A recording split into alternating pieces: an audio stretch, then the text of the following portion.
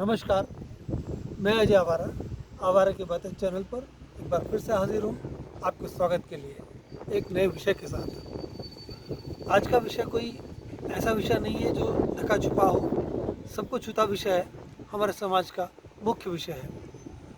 आज का विषय है समाज में असमानता। हर कोई जानता है समाज में असमानता एक स्वाभाविक चीज़ है, लेकिन इस असमानता के लिए हम बात करते हैं कि समाज में असमानता नहीं होनी चाहिए, सब समान होने चाहिए, ये बड़ा छोटा नहीं होना चाहिए, वो नहीं होना चाहिए। क्या ये वास्तव में संभव है? मेरा कहना है कि कुछ हद तक संभव है, कुछ हद तक नहीं है। अगर कुछ समानताओं की हम बात करें तो संभव ही नहीं है, बल्कि होने चाहिए। लेकिन कुछ असमानता ऐसी है जो असमानता रहनी चाहिए। शायद ये बात आपको बड़ी अजीब लगे कि कुछ हिस्सों में असमानता रहनी चाहिए, इसकी मैं व्याख्या करूंगा आगे। पहले बात करते हैं कि असमानता आखिर किस तरह की होती है। समाज में हम जब असमानता की बात करते हैं तो दो तरह की असमानता हमें देखने को मिलेगी, एक सामाजिक असमानता और एक आर्थिक असमानता। जब हम सामाजिक असमानता की बात करते हैं तो जाति भेदभाव, वर्ग, ये चीज़ आ जाती है उसमें। चलिए आज पहले इसी बात पे बात कर लेते हैं। जब हम जातीय भेदभाव की बात करते हैं, सामाजिक असमानता की बात करते हैं, ये हमारे हाथ में है। पहले तो हमें ये समझना पड़ेगा कि जो जातीय भेदभाव है ये आखिर है क्यों, ये वास्तव में है या हमारे दिमाग की उपज है। आप कहेंगे ये तो समाज में है, सामाजिक असमानता समाज में है। मैं कहता हूँ नहीं, ये सामाजिक असमानता नहीं है, ये सामाजिक असमानता हमारे दिमाग की उपज है। अगर हमारी संस्कृति को हम जाने तो ये मैं पहले के अपने वीडियो में भी जिक्र कर चुका हूँ इस बात का कि हमारे समाज में जाति के नाम की कोई चीज़ नहीं है, जाति असमानता के नाम की कोई चीज़ नहीं है, क्योंकि हमारा समाज वर्ण आधारित था। बहुत से लोग मनुस्मृति के बारे में कई लोग बात करते हैं, लेकिन हमने उसको समझा नहीं है। उसमें वर्ण व्यवस्था की बात है और वर्ण व्यवस्था हमारे समाज में रही है, और वर्ण अलग चीज़ है, समाज की जाति अलग चीज़ है।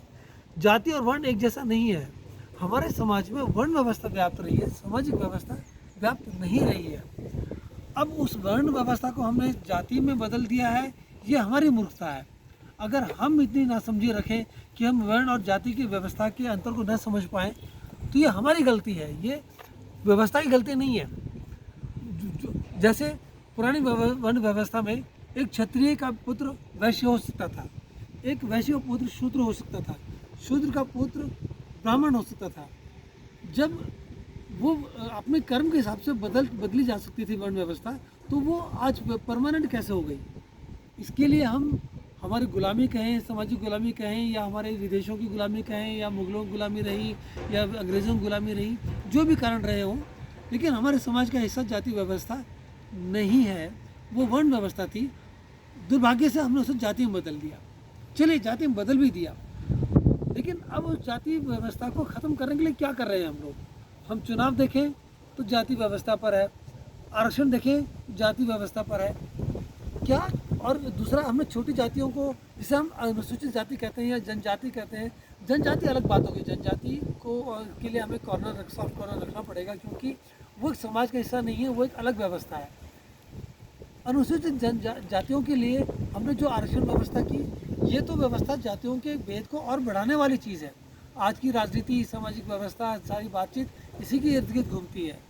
तो क्या हम ये सामाजिक व्यवस्था असमानता ख़त्म करने के लिए काम कर रहे हैं, इसको बढ़ाने के लिए काम कर रहे हैं? हम एक तो गलती हमने की है कि हमने वर्ण को नहीं समझा, जाति को परमानेंट मान लिया। हो भी गई तो हमने इसको दूर नहीं किया, इसमें भेद और पैदा कर दिए। जैसे हमने अनुसूचित जाति को हमने ज़्यादा अधिकार दे दिए।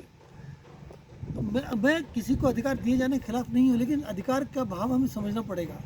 अगर हम आज की व्यवस्था को सही मान लें कि यही सही व्यवस्था थी, तो उस हिसाब से पहले अगर ऊंची जाति को ज़्यादा अधिकार थे और उन्होंने छोटी जाति का शोषण किया है, तो आज अगर हम एक और जाति वर्ग को एक अधिकार दे रहे हैं, तो क्या उस अधिकार का दुरुपयोग होकर एक दूसरी जाति का शोषण नहीं हो रहा है? शोषण फिर भी हो रहा है। हम चाहे इस बात को नकार दें, लेकिन अधिकार का हमेशा दुरुपयोग ही हुआ है। चाहे जो आज कानूनी रूप से दिए गए अधिकार हों, चाहे पहले सामाजिक रूप से दिए गए अधिकार रहे हों, अधिकार का हमेशा दुरुपयोग ही हुआ है। तो पहले तो हमें समझना पड़ेगा कि सामाजिक असमानता दूर करने के लिए हमें अधिकार का भाव हटाना पड़ेगा। समरसता का भाव लाना पड़ेगा। हमें पुराने व्यवस्था में जाना पड़ेगा जहाँ वर्ण व्यवस्था थी। अगर हम इस बात को कर सकें तो हम इस असमानता को दूर कर सकते हैं। तो ये हुई सामाजिक असमानता की बात। अब आप खुद समझ लीजिए कि इस असमानता के जिम्मेदार हम खुद हैं, या अधिकार भावना है, या अधिकार दिए गए हैं, या हमारी अपनी समझ है। ये मैं निर्णय आपके विवेक पे छोड़ता हूँ। दूसरी असमानता आती है आर्थिक असमानता। ये आर्थिक असमानता जो है ये बड़ी अजीब सी चीज़ है। लोग वामपंथी लोग बात करते हैं कि आर्थिक असमानता दूर होनी चाहिए, बड़े छोटे से बराबर होने चाहिए, अमीर गरीब से बराबर होने चाहिए। लेकिन क्या ये वास्तव में संभव है? हमने अभी सामाजिक असमानता की बात की तो हमने देखा कि वो संभव है, क्योंकि वो हमारी अपनी बनाई हुई रीति है, अपनी बनाई हुई कमियां हैं। लेकिन जब हम आर्थिक असमानता की बात करते हैं तो मेरा मानना ये है कि उसे दूर करना संभव नहीं है। कैसे? देखिए, हम जैसे आप एक ऑफिस का सिस्टम लगा लीजिए। ऑफिस में एक मैनेजर होगा, जनरल मैनेजर होगा, क्लर्क होंगे और चतुर्थ श्रेणी कर्मचारी भी होंगे। क्या आप ये मान सकते हैं कि ऑफिस का जो ओनर है, मालिक है, या ऑफिस का जो वरिष्ठ अधिकारी है, वो और कनिष्ठ अधिकारी एक साथ बैठ के साथ सब कुछ कर सकें? संभव इसलिए नहीं है क्योंकि कनिष्ठ अधिकारी अपने वरिष्ठ अधिकारी को सम्मानपूर्वक देखता है। तो एक व्यवहारिक थोड़ी दूरी, एक कहते हैं शिष्टाचार भी आ जाता है। कनिष्ठ अधिकारी के लिए शिष्टाचार की व्यवस्था आ जाती है। और जब एक वरिष्ठ अधिकारी है, नेचुरली उसकी सैलरी ज़्यादा है। अब आप कहेंगे कि अगर हम आर्थिक असमानता दूर करें तो क्या आप कनिष्ठ अधिकारी को और वरिष्ठ अधिकारी को बराबर वेतन देंगे? नहीं देंगे, क्योंकि वरिष्ठ अधिकारी में एक खास गुण है जिस गुण के कारण उसको ज़्यादा वेतन मिलता है, उसको वो पद मिला है। अगर उसके अंदर विशेष गुण है तो डेफिनेटली उसको वेतन भी ज़्यादा होगा। और अगर उसको वेतन ज़्यादा होगा तो नेचुरली फिर कनिष्ठ अधिकारी के और वरिष्ठ अधिकारी के वेतन में फर्क आ गया, आर्थिक असमानता आई गई।